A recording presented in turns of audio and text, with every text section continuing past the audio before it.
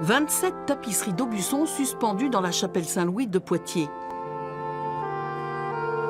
Un slalom qui mène du XVIIe avec ses scènes mythologiques et historiques jusqu'à l'art contemporain du XXIe siècle.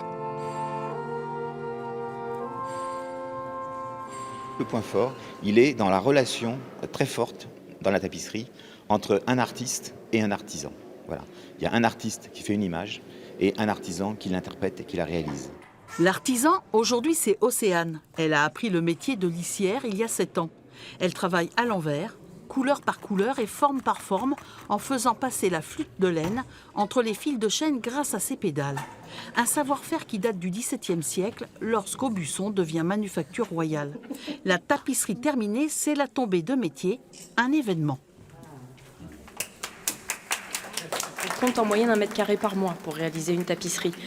Donc si vous avez travaillé pendant 6 mois sur une tapisserie, vous n'avez pas encore vu l'endroit, vous n'avez pas encore vu la tapisserie dans son intégralité, donc c'est la découverte, c'est une naissance.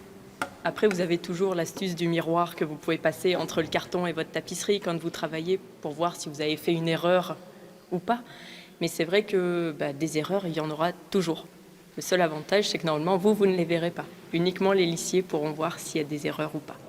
Ce voyage à travers l'histoire de la tapisserie propose une création originale, une œuvre réalisée selon un procédé numérique, un tissage mécanique piloté par un ordinateur. Ça se tisse en quelques dizaines d'heures, alors qu'il faut parfois une année ou plusieurs années pour tisser une tapisserie traditionnelle.